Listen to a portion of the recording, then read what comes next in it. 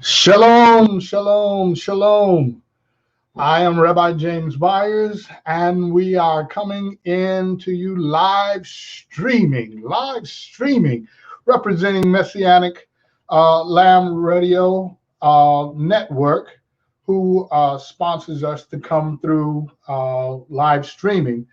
And I am the rabbi of Melo HaGoyim, as we are located in Winston-Salem, North Carolina, and we invite you to come and visit us anytime you're in Winston-Salem, North Carolina. Please do stop in. We're there on every Shabbat during the Sabbath. You can come and visit us there as we keep the Sabbath and the holy days. And so you are most welcome to come and join in with us.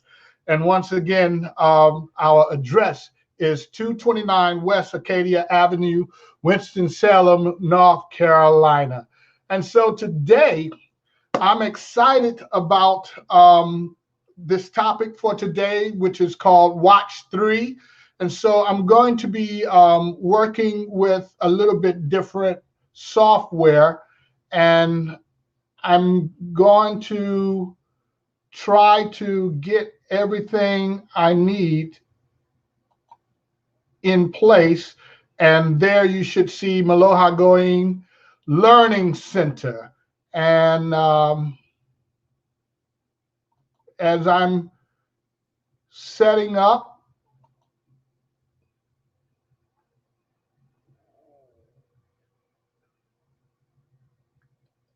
all right, and so I'm going to put up, and there it is, the Messianic Lamb Network radio.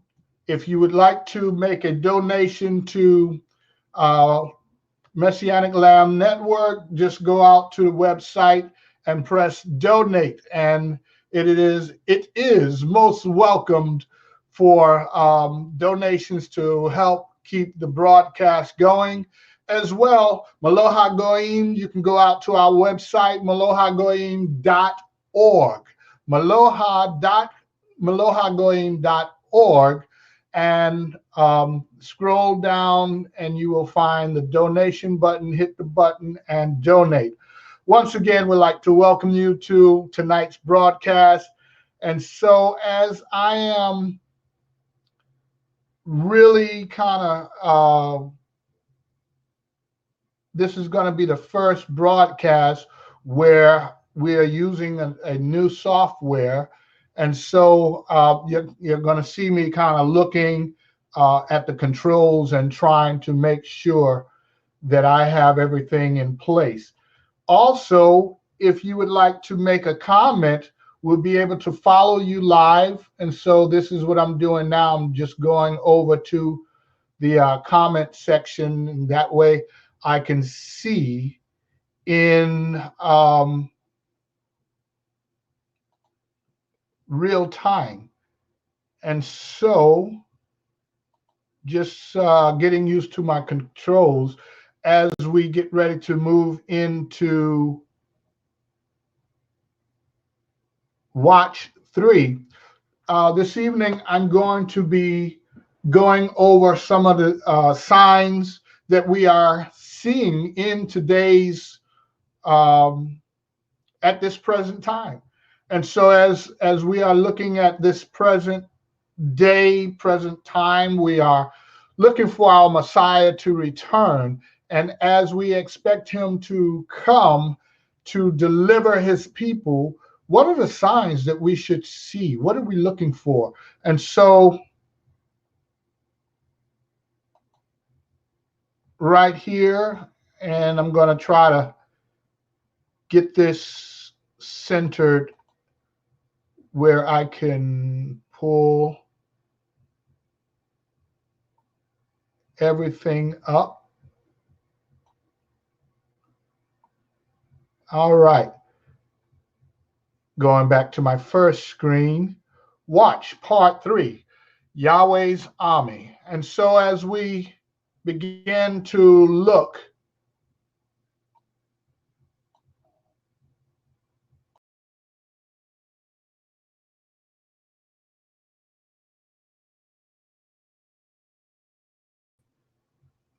There we go. All right. Now, I think I got it. And so you'll be able to see both myself and the PowerPoint. And so I'll be kind of moving things around just a little bit to kind of get used to the controls. And so watch part 3, Yahweh's Army. Let's go ahead and begin. Excellent, excellent. Looks good. Excellent. Praise Yahweh. All right, so what I'm going to do now is I need to get my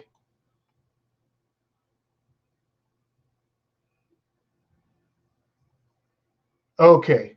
All right, so in order for me to see this, let's see. And again, forgive me because I am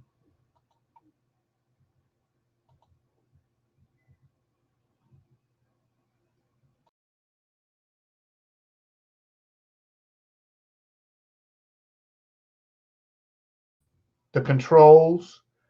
And so I'm in the picture now. I'm going to bring in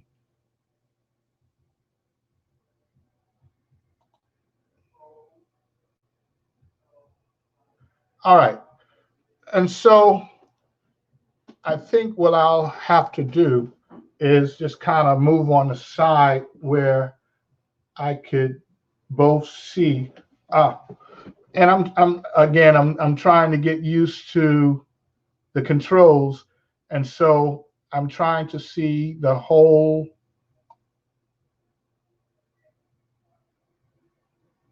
And I guess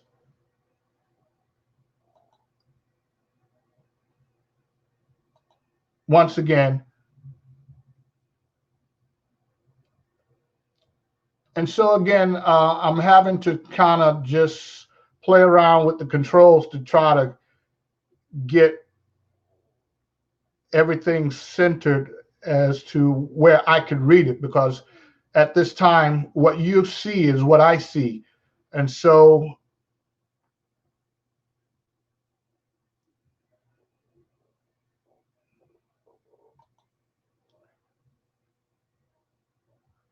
just give me just a moment. I'm going to try to get this centered where I could see it.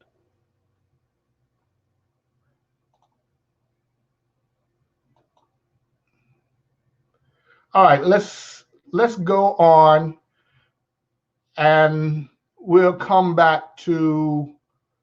I don't know if you can see me, and I think you can, but what I'm seeing now is the PowerPoint, and I'm going to go on with the PowerPoint, and so.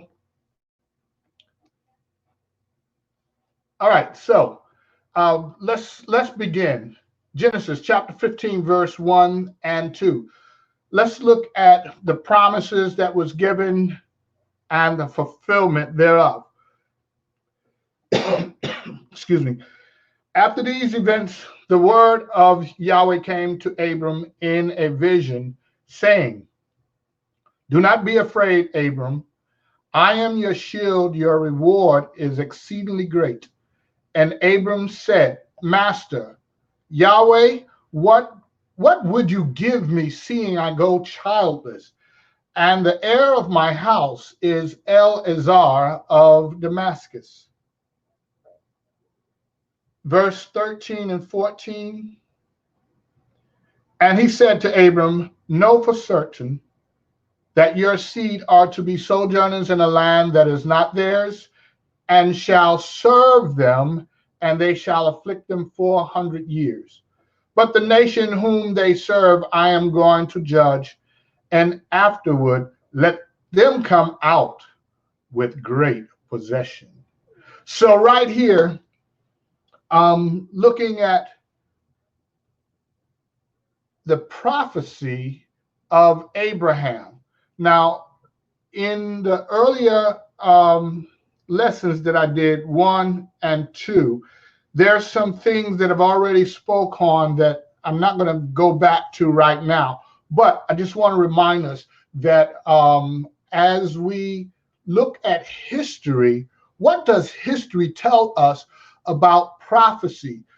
The past, the present, and the future. What does it tell us? It tells us that Yahweh's number one, his word is true. He's trustworthy.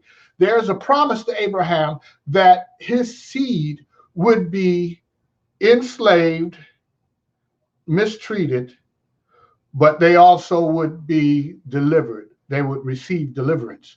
And so he said this would happen 400 years. And so how do we really speculate? How do we understand the words of Yahweh, seeing that there's a few thousand years that have passed since the time of Abraham?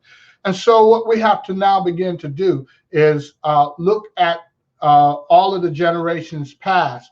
And as we look at the generations past, let's go back to Adam. Going to the time of Noah, Yahweh, from Adam to the time of Noah, he wiped off the face of the earth, the inhabitants of the earth. And when he did this, there was no human beings left except for 8 people. And so this is where we come to our 10th generation with Noah. Yahweh said to him, everyone and everything that go into the ark with you will live. And so if you look at that time frame, you understand that there is a connection to Passover. Everything that goes into the ark, he says that when the death angel come, it will pass over. And so now let's go from the flood of 1656, using the patriarchs as our timeline, such as Adam and him being 130 years of age and continuing all the way till you get to Noah. And Noah was 600 years of age and went into the ark. Yahweh has given us a historic account of his timeline and not man's.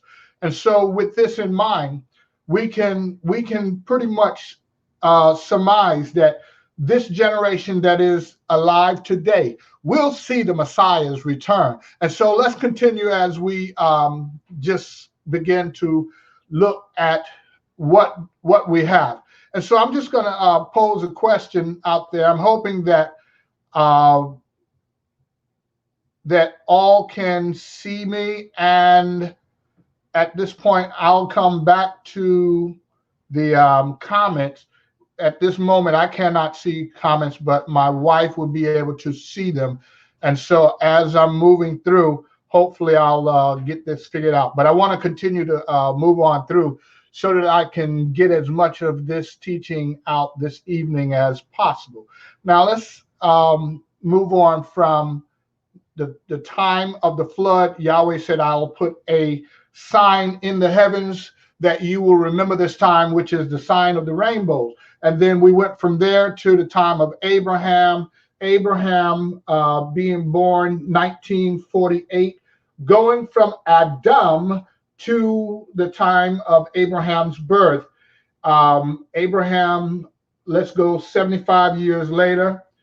He was given a promise by Yahweh that his descendants would be enslaved and mistreated. This was what we have read here. This is where we enter in. And so now this was 2018. Once again, I know it sounds familiar, but let's go from Adam to Abraham and the promise. And the promise was that he would have seed. Now remember, Abraham and his wife could not have children, but Yahweh promised both land and a seed of multiplicity, that he would become father of many nations, father of many nations. And I believe that since that time, we can say it is so. It is so. So, continuing on from the time of Abraham to the time of King David. Now, we know they left Egypt, Misraim, and they traveled to the promised land. And then with the promised land, they had a king placed over them. And so just checking the screen. Okay, move back over, almost off the screen. All right, so I hope to my left if is correct. And so if that is, let me know. All right, so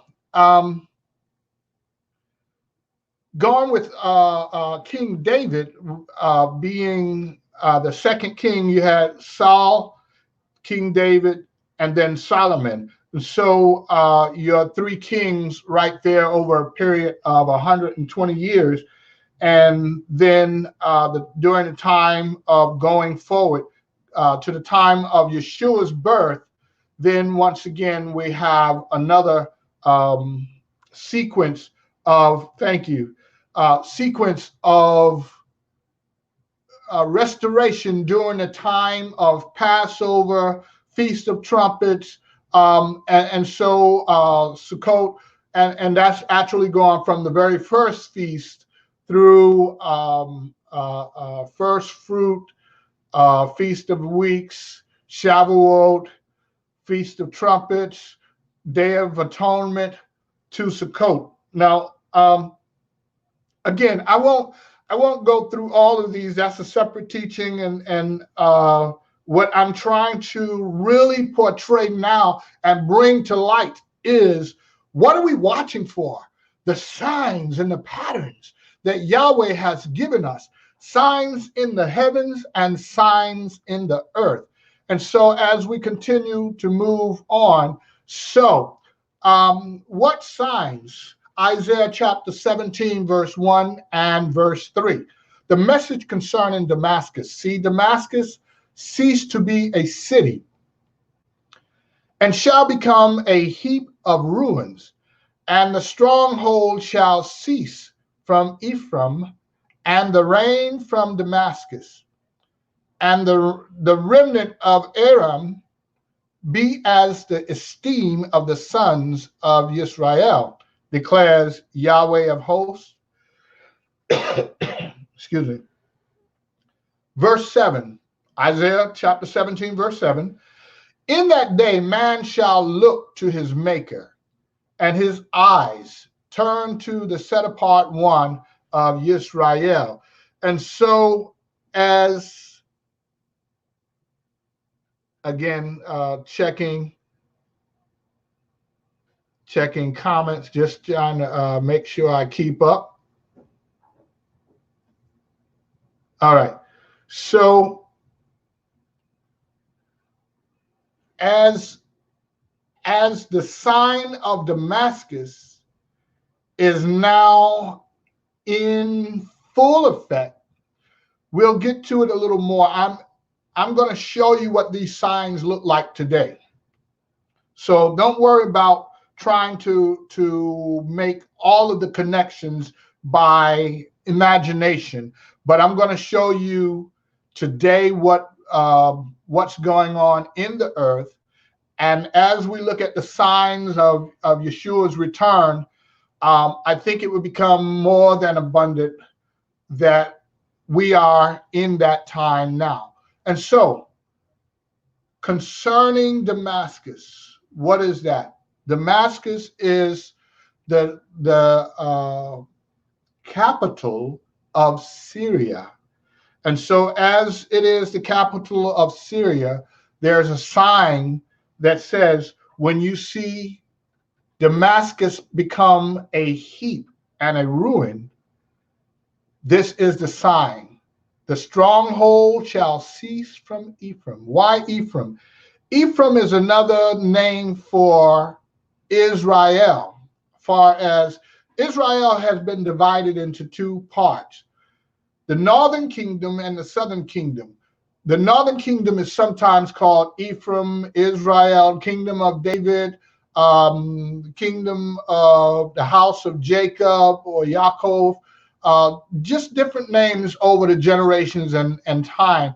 But you need to know that Yahweh is talking about the whole house of Israel. When he says Israel, there's times when he's talking about the whole kingdom, both the northern kingdom, Ephraim, and the southern kingdom, Judah.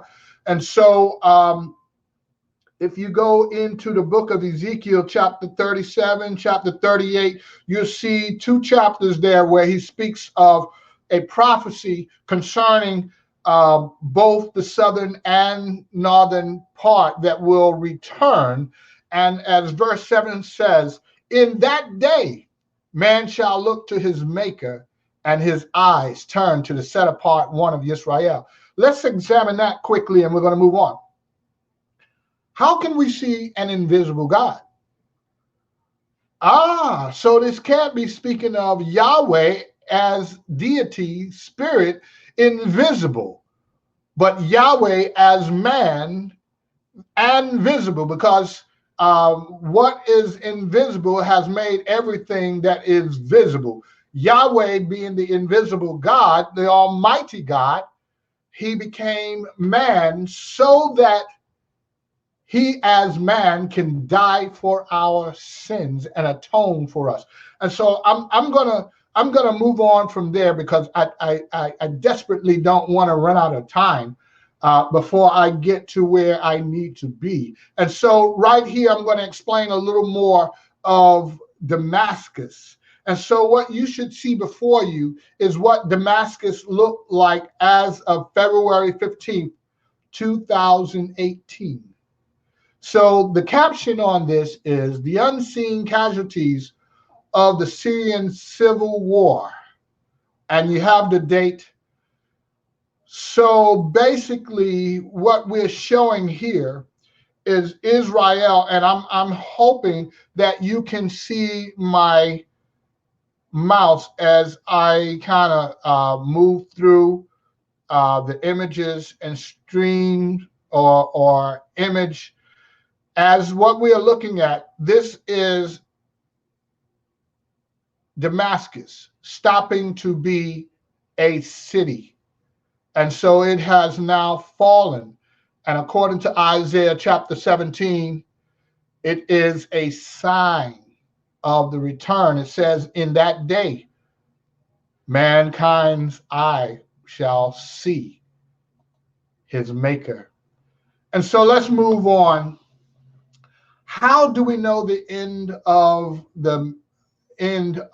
Mizraim?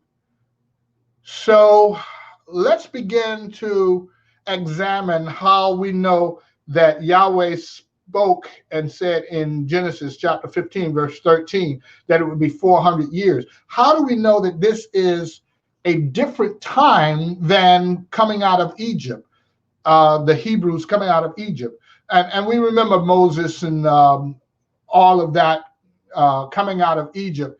And so Pharaoh, let my people go. So let's think. How do we know that this 400 years have not been fulfilled already?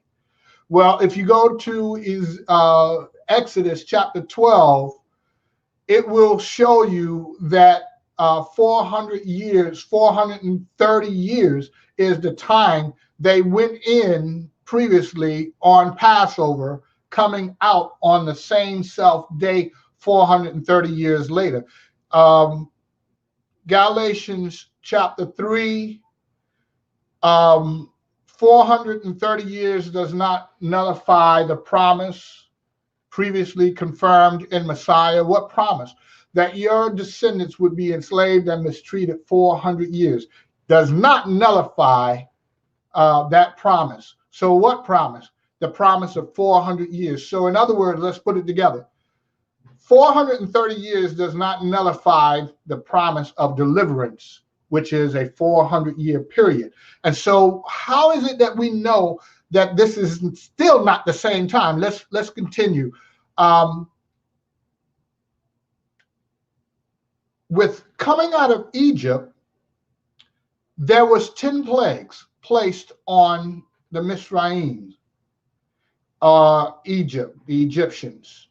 And so we know the first plague as the water turned into blood, and then the last plague, which was also blood, which was the death of the firstborn.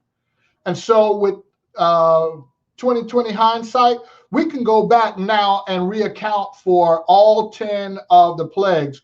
The blood, water turning into blood, flies, gnats, boils, pestilence, frogs, all of these things that speak to us concerning let my people go. We've seen movies on it. We can read it in the scriptures. We know that this has played out already. And the last one, the death of the firstborn, and that was from the house of Pharaoh to even Israel, had they not put the blood on the doorpost and saved their firstborn. And so moving on from there, let's now go to Revelation chapter 15, verse 1 through 3.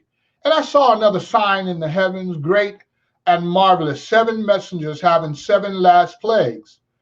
For the wrath of Elohim was ended in them, and I saw a sea of glass mixed with fire, and those overcoming the beast and his image and his mark and the number of his name, standing on the sea of glass, holding harps of Elohim.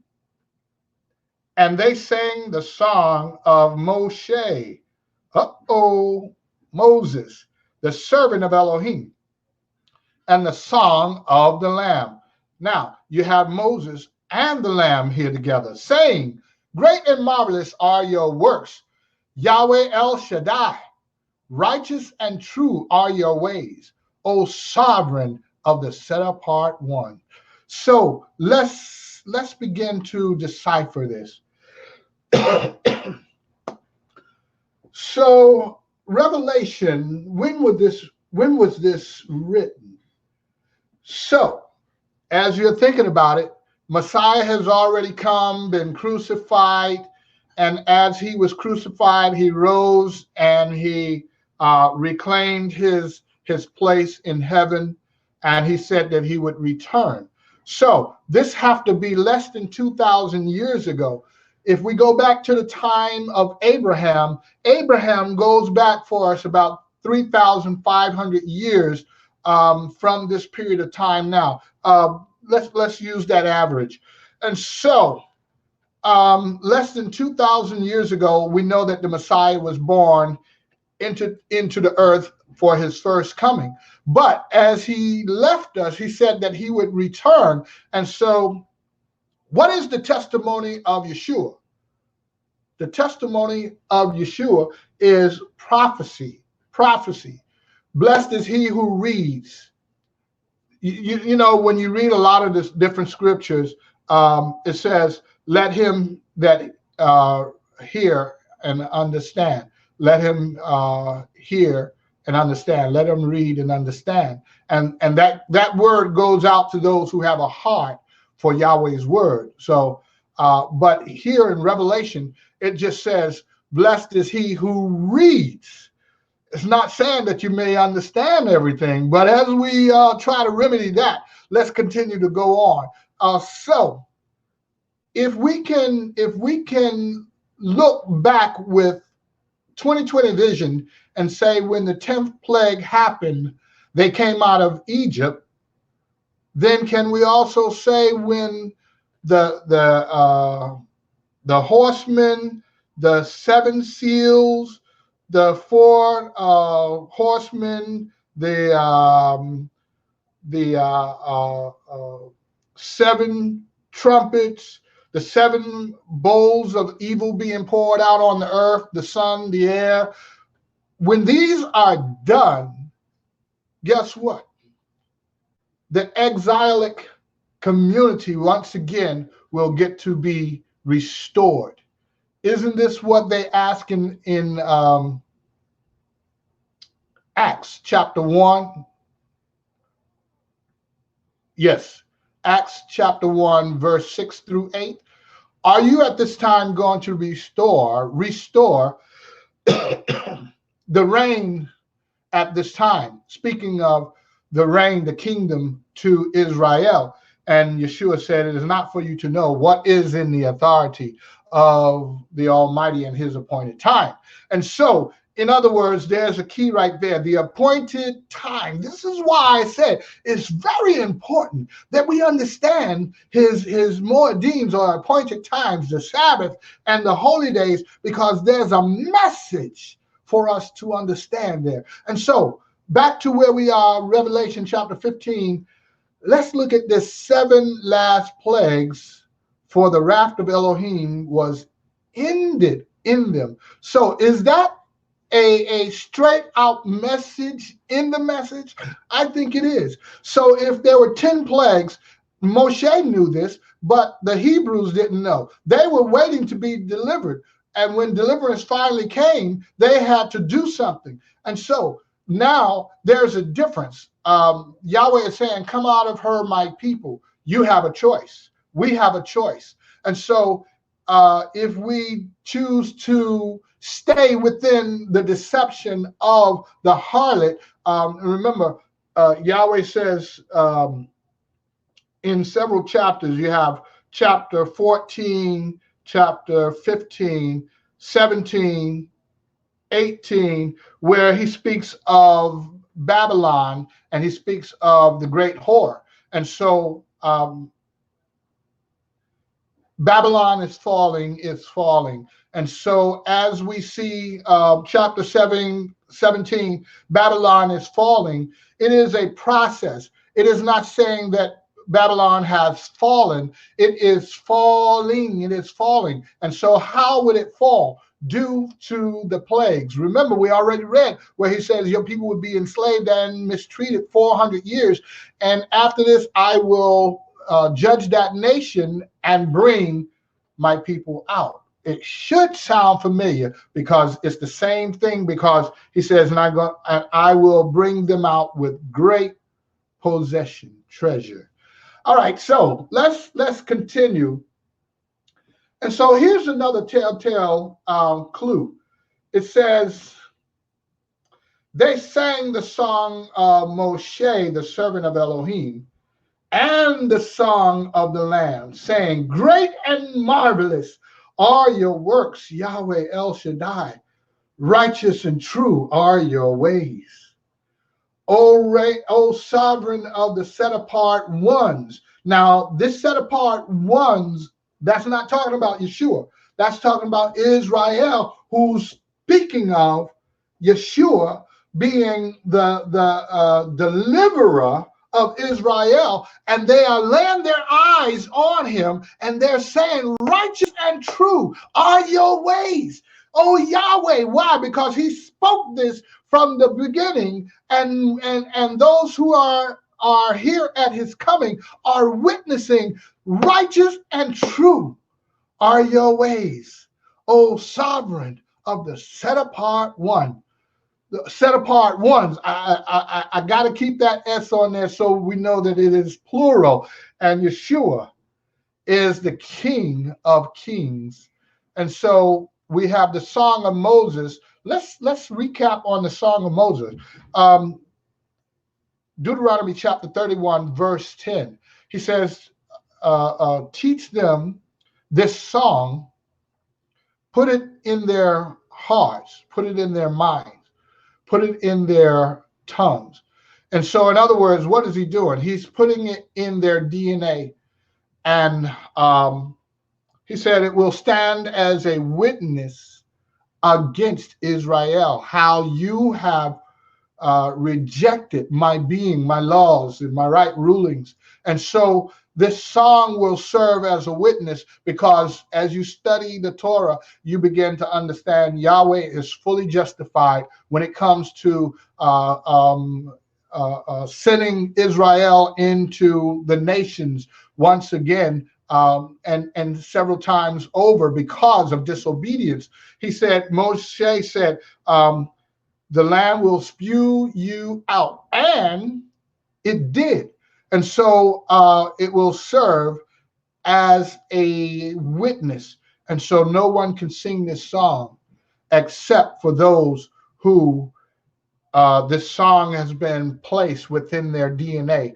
Go to Revelation chapter 14, and you will understand that no one knows this particular song. There are songs that Moshe wrote that you can read, but no one knows this song at the time of his death. There's a 40-year difference between when he first began to write the Song of Moses and 120 years of age now. And so he said, write this as a witness against. And so remember, Moshe died at 120 years of age. When he finished writing this song, he then passed and was taken up. And so there's a 40-year difference between the two songs. Let me not say two songs, because there's actually more than two, but the Song of Moshe. But what about the Song of the Lamb? How does that relate to the time of Moshe? It wasn't written yet. But if you trust me, if you believe me, you just have to go into the word of Yahweh, and you'll understand that there are signs and wonders that he has both written. And this is what would be said, great and marvelous are your works. And so I'm going to leave that. And I think we should have enough of an understanding on that. And so let's begin to look at the signs of today and see what is actually happening around us. Are we among the plagues? Are the plagues visiting the nations at this time? And so I want to express Matthew chapter 24. Matthew chapter 24, they asked Yahshua a question. He was sitting on the Mount of Olives, and he said, you see this? And this actually goes back to chapter 23, as he said, you see this temple, not one stone shall remain upon another. And so now 24, he says, let no man deceive you. And so he's now explaining to them, and he's going through different prophecies, saying what you're going to see during his re-entry into the earth. And so he began with, let no man deceive you. Is there a great deception in the earth now? Oh, yes, it is. There's great deception going on in the earth at this time. And so I pulled out from chapter 24 different things that we may see, and I'll show some more images so that we can kind of judge for yourself. So let's look at Yahweh's army. And so what I'm saying here is Yahweh has a huge army, and we'll get to a scripture to bring that out as well. And so what should we see? Noises, hear, sounds, and then there's mankind. Mankind war, man against man, or nation against nation, war and famine, disease, thunderings, lightnings, and darkness, wind, rain, hail, and fire, tornadoes, hurricanes, and even the animal kingdom, pestilence, disease, famine. And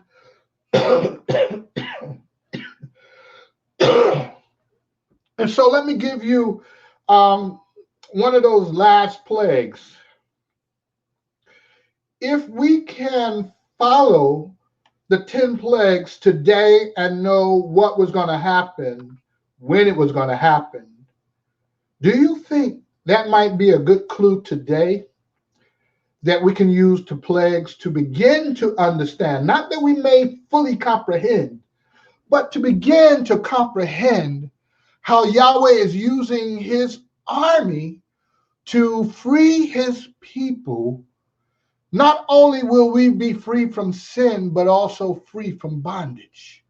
And so we have thought that we have salvation because we read of the scriptures, the Torah and the Messianic scriptures. We believe that we have salvation and deliverance through that.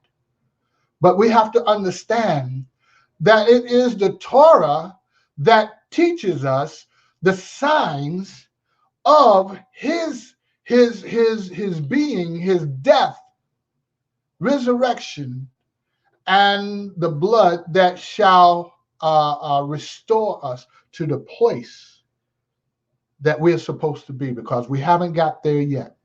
Yes, emancipation happened. For let's go back to 1865. For my people who were indigenous servants as we came to this nation 20 years later, becoming servants, slaves in this nation, 1619, we can follow history to see that there is a witness that we were enslaved in this nation. But remember, coming out of Egypt, everyone who put the blood on the mantle, their firstborn were saved. And so likewise, everyone who trusts and believes that the Messiah died for us, he was born and he died for us and he rose again. If you believe this, he said, keep my commandment. And if you do that, salvation is free, because he paid the price, the penalty, which is death, that we can live. And so that he will come and reign and rule with us, Israel at his side. And so if we can look at those signs, and here's one of the last signs. It is not the last sign, but it's a big one. It says, great earthquake. And I'm still in Matthew chapter 24, the great earthquake. And so if this is a great earthquake, how is it that we've missed these fine points that Yahshua is telling us when he's going to return? Because they asked him a very plain question.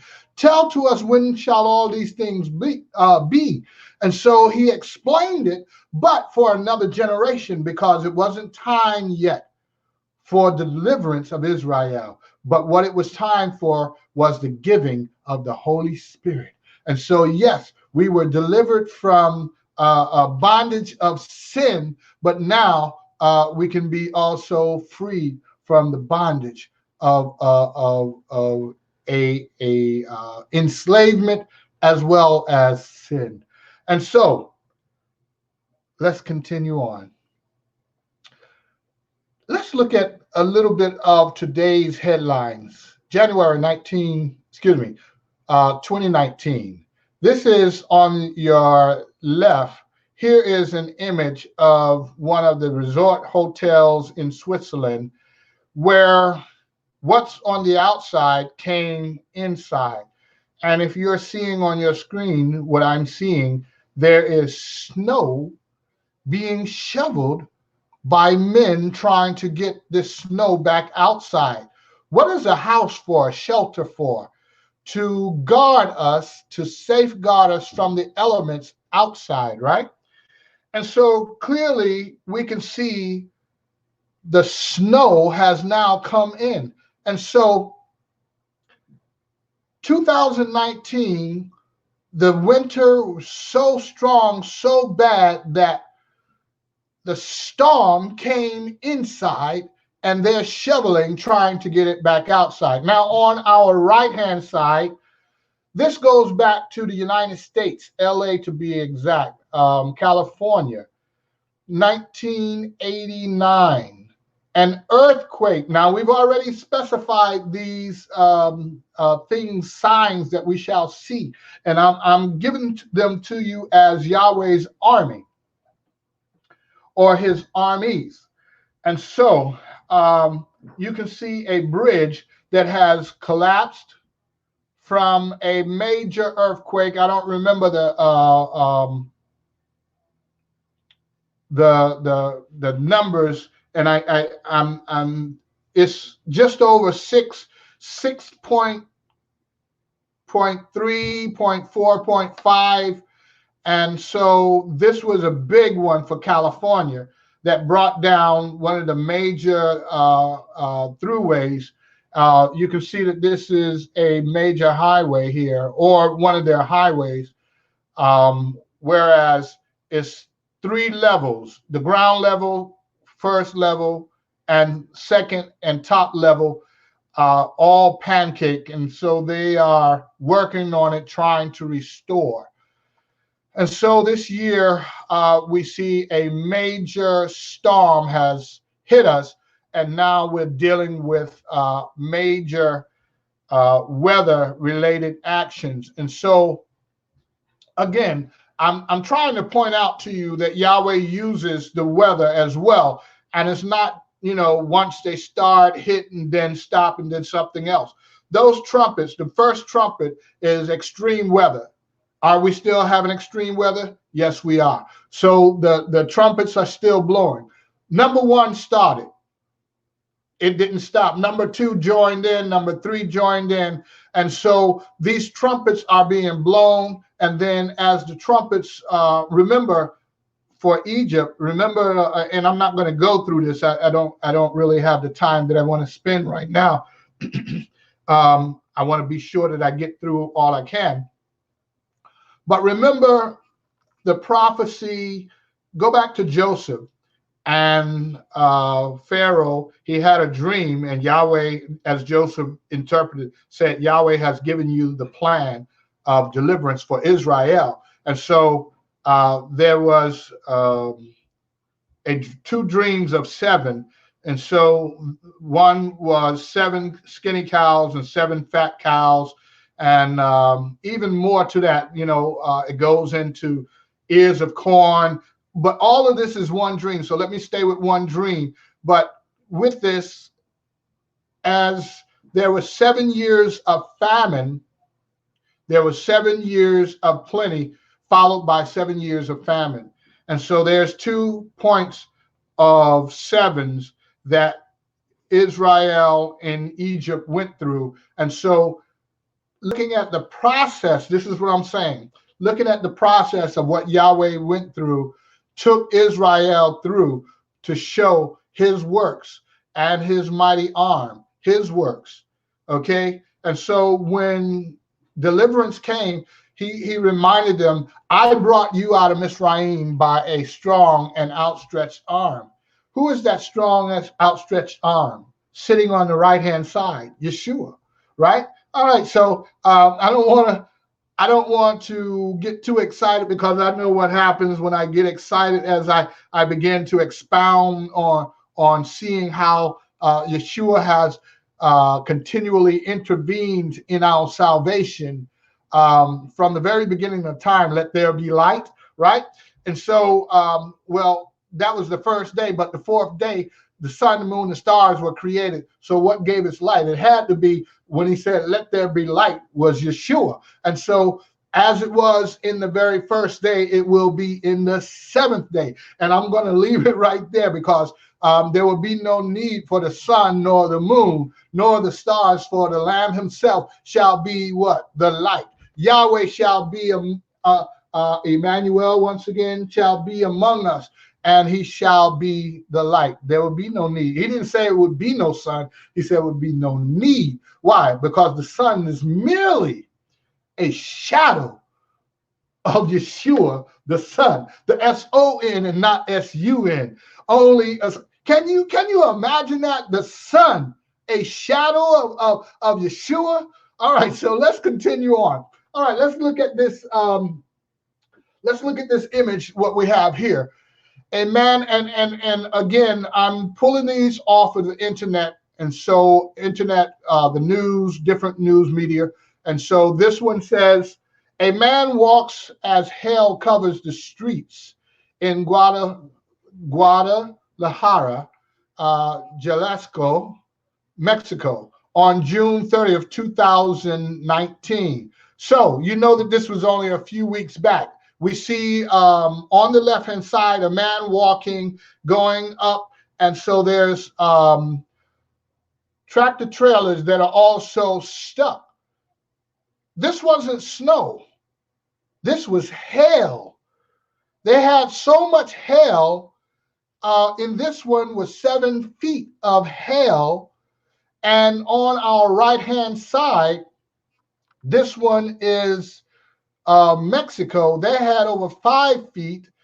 And both of these places in Europe and in Mexico, they are in their summer season. They are part of the northern hemisphere. So as we are in summer, so are they.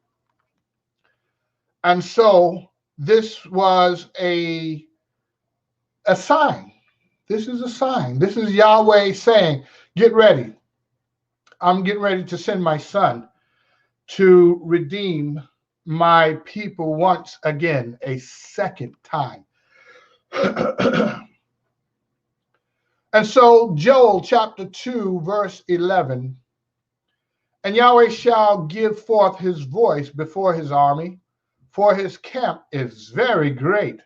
For mighty is the doer of his word, for the day of Yahweh is great and very awesome, and who does bear it?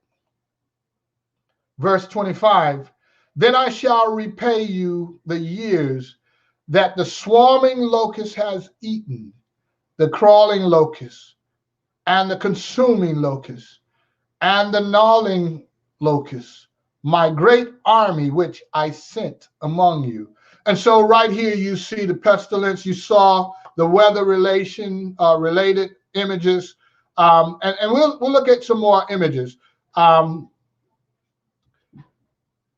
My point that I'm trying to get out to you is that we are seeing the judgment of Yahweh, the plagues on the nations. Let's look at the difference between Egypt and the nations. In Egypt, there was a concentration of 10 plagues on one nation. And so as they witness to what took place in Egypt, we can now see each of these plagues hitting the nations, such as we've had locusts, we've had flies, we've had frogs, we've had,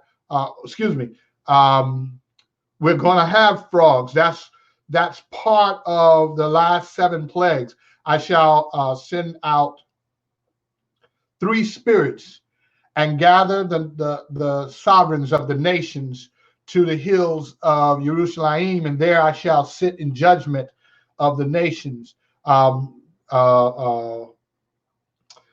The judgment of Jehoshaphat, and they call it Armageddon. Most people are familiar with Armageddon. So there's going to be a major war that by the time this happens, it's going to be a little bit late for some people. Remember, in Matthew's chapter 25, what happened to the foolish? They were left behind. Why? Because they didn't prepare themselves. They did not fully prepare themselves.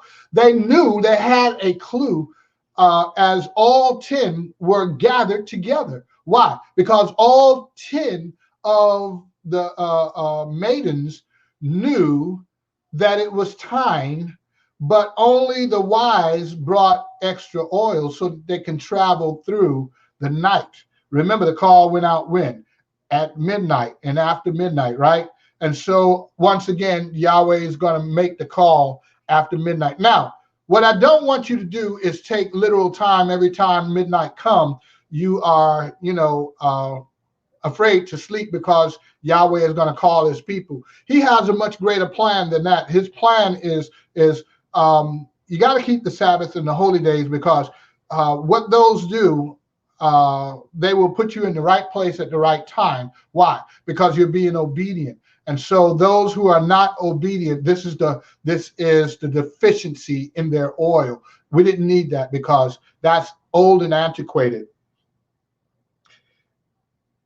Not remembering that Yahshua says, now when you do this in remembrance of me. What? The Passover.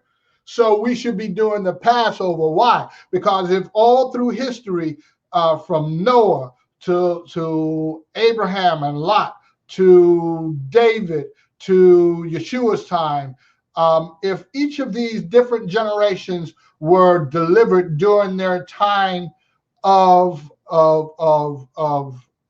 evil, if they were delivered during Passover, then Yahshua is saying to us, now when you do this in remembrance of me. And so this is why we do it, so that we are in the right place at the right time. Let's continue on. Hosea chapter 6, verse 1 through 3.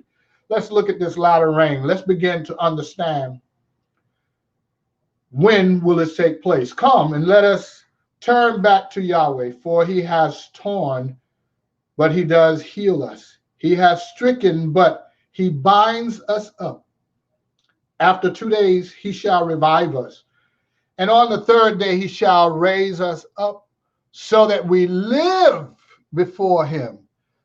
So let us know, let us pursue to know Yahweh. His going forth is as certain as the morning, and he comes to us like the rain, like the latter rain watering the earth. And so here's a prophecy that says after 2 days. What is a day? A day is as 1,000 years, 1,000 years as 1 day. So how long is it since Yahshua has come? 2,000 years. So he was born about 2,000 years ago, 1900 plus, almost 2,000 years ago. He was crucified, but he rose. And so it says, let us know him. Let us pursue to know Yahweh. His going forth is as certain as the morning. And so right there, he made a covenant with the sun, the moon, and the stars. In Jeremiah chapter 31, that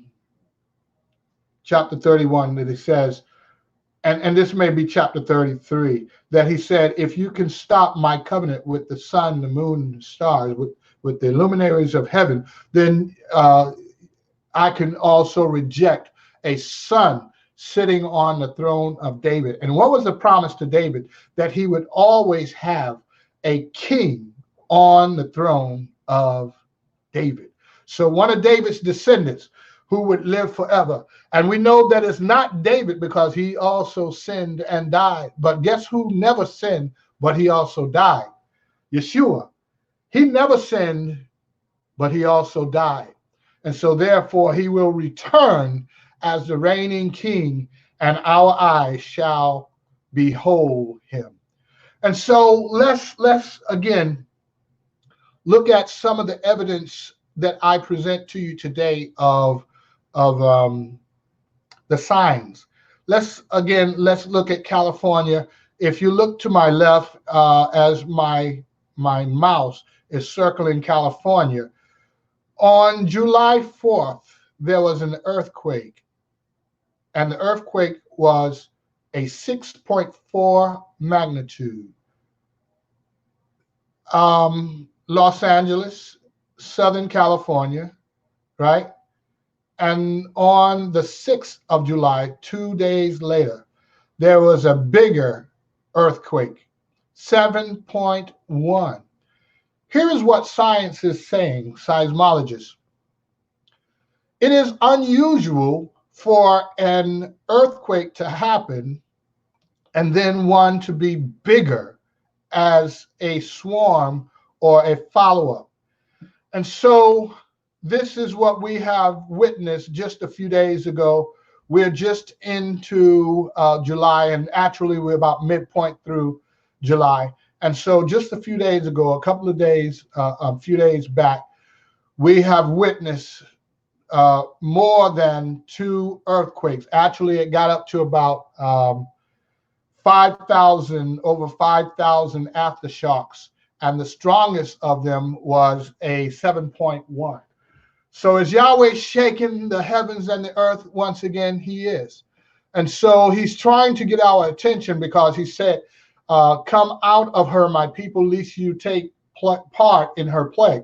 Let's look at the right-hand side. This is a colored map of, once again, California, the West Coast, And if you see the brown pieces, this is what is known as the San Andreas Fault. San Andreas Fault. This is where the earth had a crest, and these crests are hitting each other as the earth hits, move.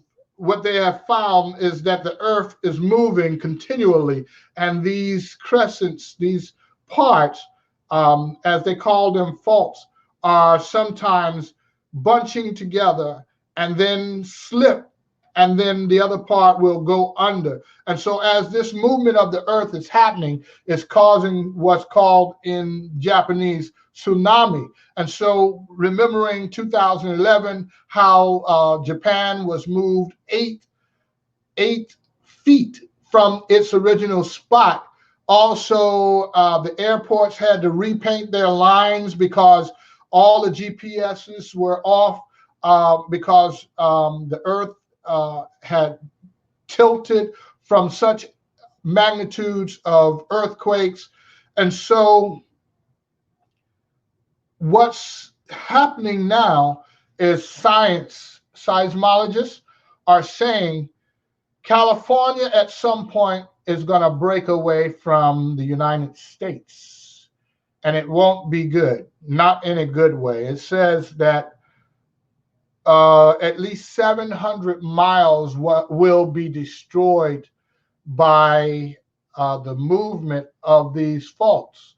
And so you have the Juan de Fault Ridge, you have subduction zone, you have the Blanco fracture, you have the Mendocino fracture zone. So you get my point. You have different areas that in the blue, this is all underwater, but it's still happening, which causes pressure on California, the West Coast, Oregon, Washington, and to the right of Washington, there is Wyoming, Arkansas, all of these different states that are even further to going towards the east, coming back towards us.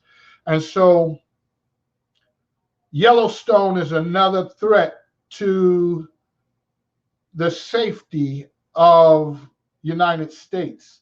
And so let's move on and continue to try to understand what signs we are seeing. And as we continue with what signs, yes, tectonic plates. Thank you. My wife just sent me information giving me the correct name on it, which is tectonic plates as well. And so we have the movement of the earth and the reaction on land. And so let's look at Isaiah chapter 29, verse 6 through 8. You shall be visited by Yahweh of hosts with thunder and earthquake and great noise, with whirlwind and storm and flame of devouring fire. Then the crowd of all the nations who fought or fight against Ariel, even all who fight against her and her stronghold and distress her, shall be as a dream of a night vision. And it shall be as when a hungry man dreams, and see, he eats, but he awakes, and his being is empty. Or as when a thirsty man dreams, and see, he drinks, but he awakes, and see, he is faint, and his being is longing. Thus shall the crowd of all the nations be who fight against Mount Zion. And so let's begin to understand this. And so we've already explained the armies of Yahweh. He's saying here that just like during the time of Joseph, he said to Israel that you're going to be visited by Yahweh, and he's going to send a man from among our brothers, one like me, you will be visited and you will be delivered from this place. And so that took place. And again, Moshe, before he died, he said to them that you will go into the land of which I can't go into. And so you will, this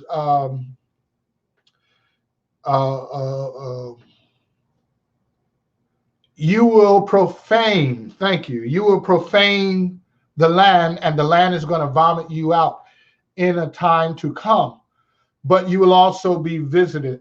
And so here we are with the same message. Isaiah the prophet is saying to us, you shall be visited by Yahweh of hosts. Of host of what? Of a great army. He is the host of armies. And so thunder, earthquake, noises, whirlwind, storms, flames, fire, devouring the nations. And so we're not talking about Egypt. That was one nation. Here he's saying the crowds of all the nations. And so in this, we have to know that he's talking about Israel, who's now scattered among the nations. He will then deliver them to 10 versions. 5 are foolish, 5 are wise. I hate to say it like this, but not all 12 tribes 100% will receive deliverance, because 5 of them are foolish. They're gonna be stuck out with gnashing of teeth, where there's going to be starvation, there's going to be hunger, thirst, there's going to be famine, there's going to be so much going on. As Scripture says, there will be weeping and gnashing of teeth. And it says here, as it shall be when a hungry man dreams. So let's look at that. Have you ever had a dream and it seemed so real? And as you woke up, awakened, it was like, wow, it was only but a dream. And so you realize whatever took place. Now, so he's given us the illustration of being hungry. But in this dream, you're being fed. But then wake up to only find out that you're still hungry. Or thirsty, only to wake up to find out that you're still thirsty. And so this is what's going to happen to the nations. Why? Because they've been deceived.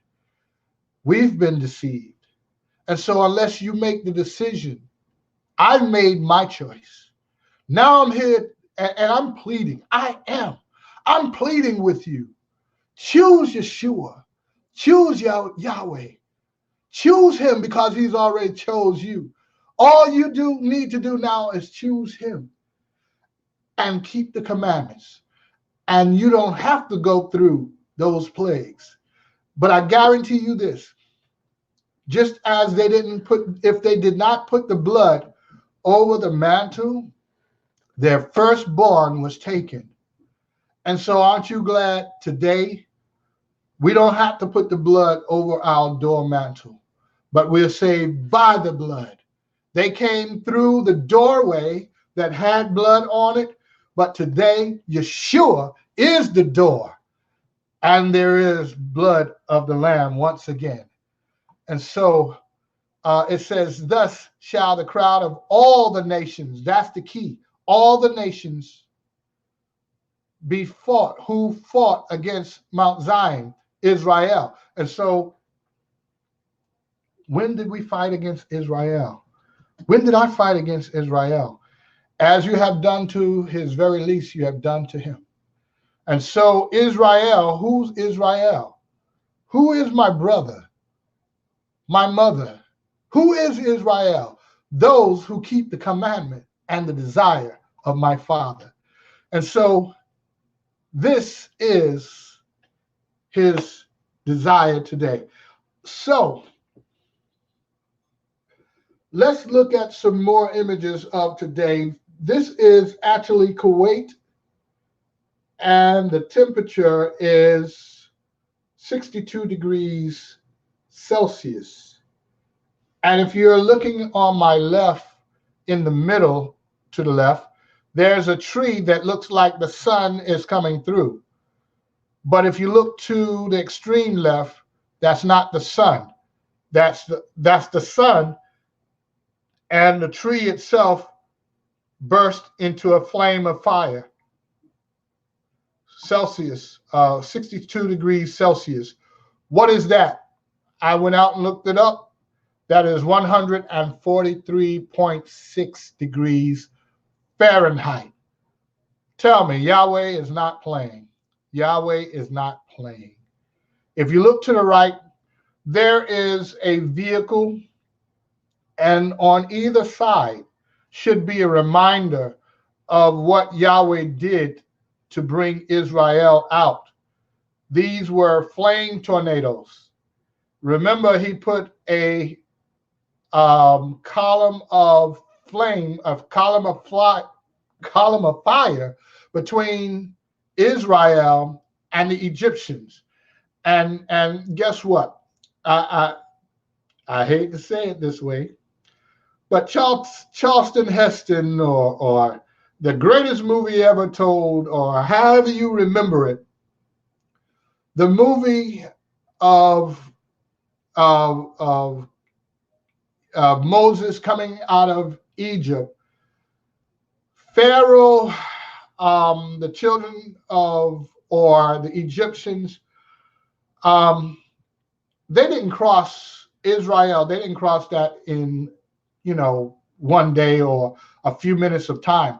This was over hours, and so much so that they became tired and they needed to rest. Yahweh became a column, remember, before them and behind them, a cloud over them by day to keep them from getting too hot, and a column of fire. That column of fire came down and stood behind them and allowed them to sleep the whole night.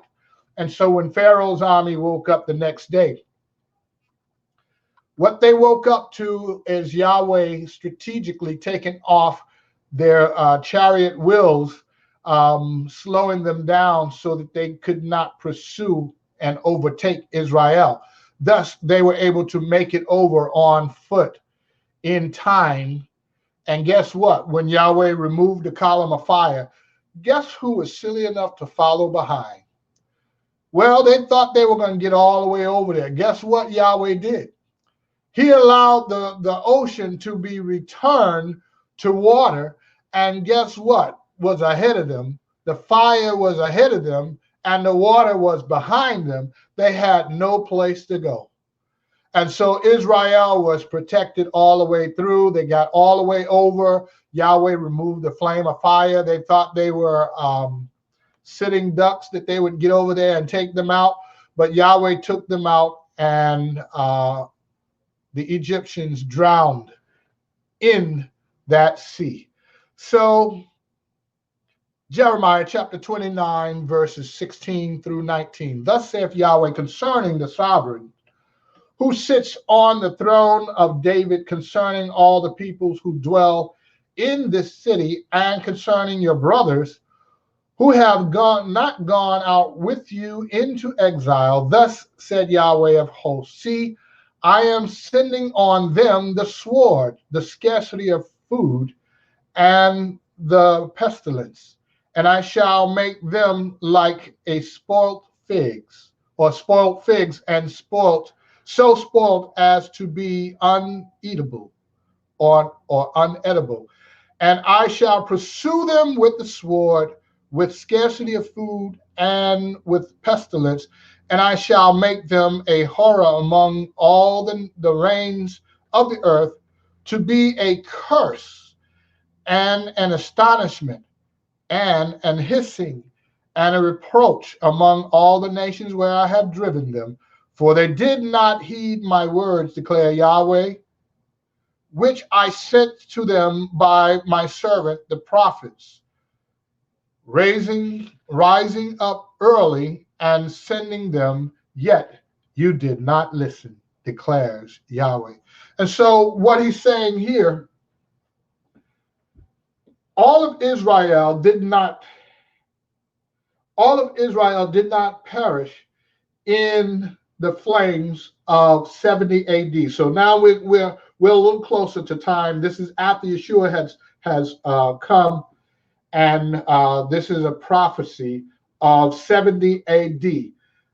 And again, this would be after Yahshua has already come and rose again to be our reigning king when he returns.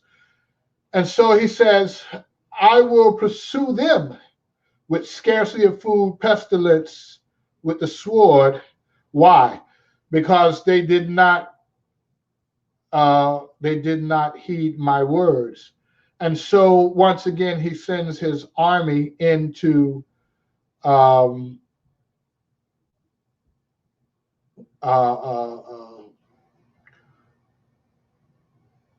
to judge. I'm sorry. Sometimes I get to these points and I'm stuck on what word I'm trying to choose. But to judge Israel because they did not keep the commandments. And so Moshe had already warned them and said, in a generation to come, when you have defiled the land will spew you out. So that's what we're reading. This prophecy was already in print, and says that, again, I will send my army in to disperse Israel into the nations. And so where did they go? If the Roman army came from the east, they ran to the west. And so right now your mind should be thinking about what was west of Rome, Africa. And so if you study the maps of 1747, you'll see where the kingdom of Judah was set up in the southern parts of Africa, and salted throughout. You had the 12 tribes that was also represented. Let's not forget, in order to make up the 12 tribes, you really only need as little as one from each tribe. I'm trying to be very practical so that you can understand that Yahweh, he don't have to save all of the nations in order to save all of Israel. You only need one from each tribe. But he did us one better than that.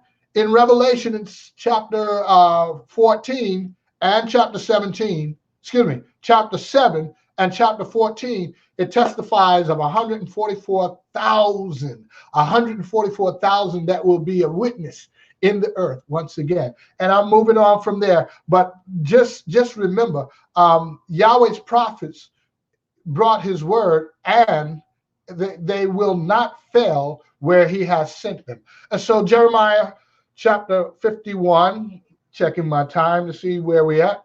I'm going to be bringing this in very soon here so that we can make sure that I answer any questions that you may have out there.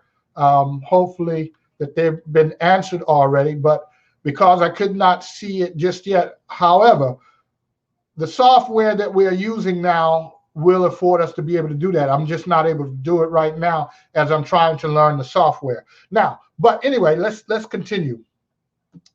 Let's look at another prophecy. Jeremiah 51, verse 1 through 6. Thus saith Yahweh, see, I am stirring up the spirit of a destroyer against Babel, against those who dwell in Leb, my opponents. And I shall send winnowers to Babel, who shall winnow her and empty her land. For they shall be against her all around in the day of evil. What evil? The evil bowls. Revelation chapter 16. And the slain shall fall in the land of Kasdim, and the pierced through in her streets. For neither Yisrael nor Yehuda is widowed by his Elohim. Yahweh of hosts, though their land has been filled with sin against the set apart one of Yisrael. Now that set apart one is Yahshua. Flee from the midst of Babel, and let each one save his life. Come out of her, my people. Do not be cut off in her crookedness. For this is the time of the vengeance of Yahweh, the day of Yahweh, the recompense. He is repaying her. And so he says here, I'm going to send in the spirit of a destroyer. Remember, I already spoke about those three frogs in, I think that's Revelation chapter 17, where he says, I'm going to send in the spirit of frogs. And so as he sent in the spirit of frogs, these frogs are demons. They will go out to the kings of the earth, or the governments of the earth. It says the sovereigns of the earth, and stirring up their spirits, and they will enter into war. And so as they enter into war, the nations once again will be in judgment, and the latter judgment will be worse than the beginnings. And so it says, in that day of evil, the slain shall fall in the land of Kasdim, and the pierced through in her streets.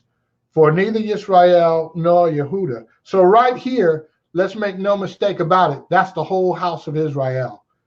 In representation, 12 tribes. So that 144,000 will represent all 12 tribes. But let's stay with Matthew chapter 25. I can't stress this no more. How it will look. 5 are foolish, 5 are wise. It is the foolish who will be left behind. And so you will have a representation of all 12 tribes, because you only need one. But yet Yahweh says it's going to be 144,000. Check Revelation chapter 7. All 12 tribes are numbered, 12,000 from each. Check Revelation chapter 14. And they stood on the Mount of Olives, and Yahweh, the Ancient of Days, was on his throne, and Yahshua, his servant, was at his right-hand side. And so it says here, Yisrael nor Yehuda is widowed by his Elohim. So the husband that entered into the marriage of all of Israel in Mount Sinai will be the same husband that comes back, but called Yahshua, because Yahweh is the invisible God, and Yahshua is the seen of man. And so I'm gonna leave that right there, because I'm running for the end, and I'm just about there. A couple of slides, and we're going to get to any questions that may be out there. Revelation chapter 18, 1 through 14, Babylon is fallen. And after this, I saw another messenger coming down from the heavens, having great authority, and the earth was lightened from his esteem. And he cried with a mighty voice, saying, Babel, Babel the great is falling,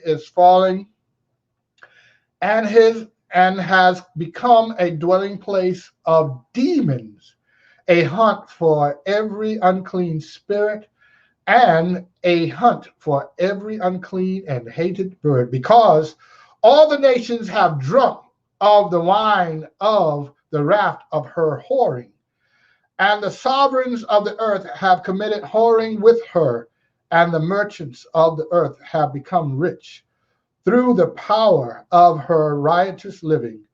And I heard another voice from the heavens saying, Come out of her, my people, lest you share in her sins, and lest you receive her plagues.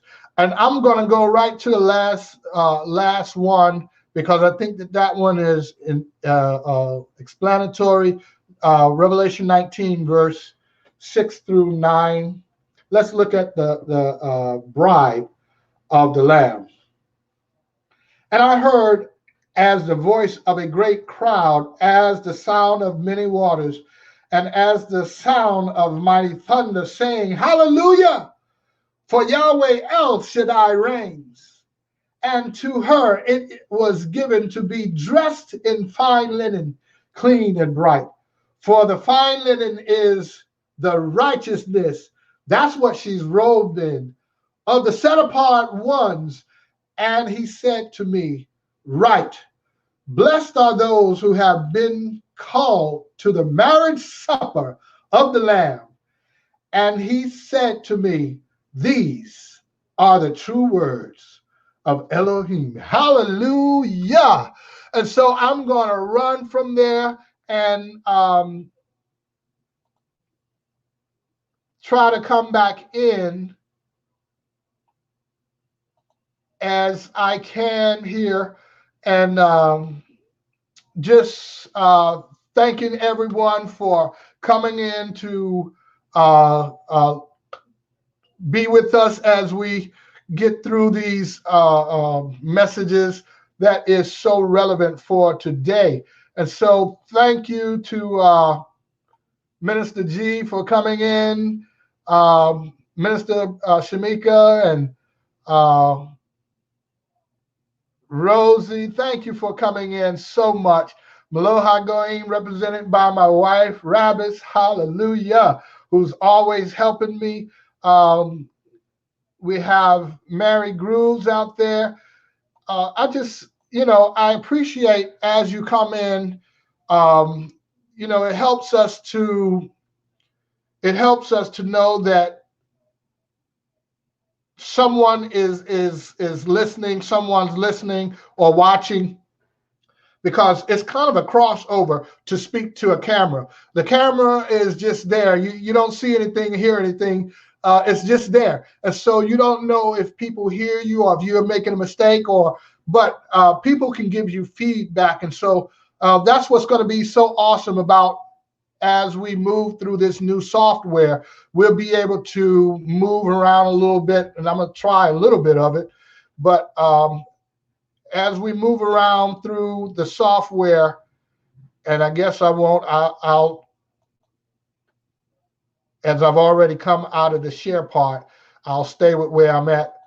But I'm going to learn this software and how to maneuver and get around in it, because I want to take full effect of all of the advantages of being able to speak to a live crowd, and then for those who are watching at a later time, to just be able to give feedback. And so, again, thank you from the bottom of my heart to all those who have joined us. Once again, you have been watching. I'm Rabbi James Byers from Melo HaGoyim, Fullness of the Nations Learning Center. Thank you once again to Messianic Lamb Network Radio for sponsoring us to come in. And so thank you, Minister G, for that comment. Great teaching. Thank you. I'm going to, and I'm again testing. So great teaching. So this is something I'm learning how to kind of maneuver. So shalom, shalom, Marie. Shalom, everyone. We're going to go ahead and get ready to sign out. And so once again, thank you for signing in. And remember to, if you care to donate to either Messianic Lamb Network, go out to their site and press donate. Or if you're ever in Winston-Salem, North Carolina, to visit Messianic Lamb, Melo HaGoyim, we are located at 229 West Acadia Avenue, Winston-Salem, North Carolina. You are most welcome, and we will love to have you. So join us on any Sabbath. And so we are signing out once again. We will talk to you on the next time. Join us again next Thursday, when once again we will be streaming live with Rabbi 2. Shalom.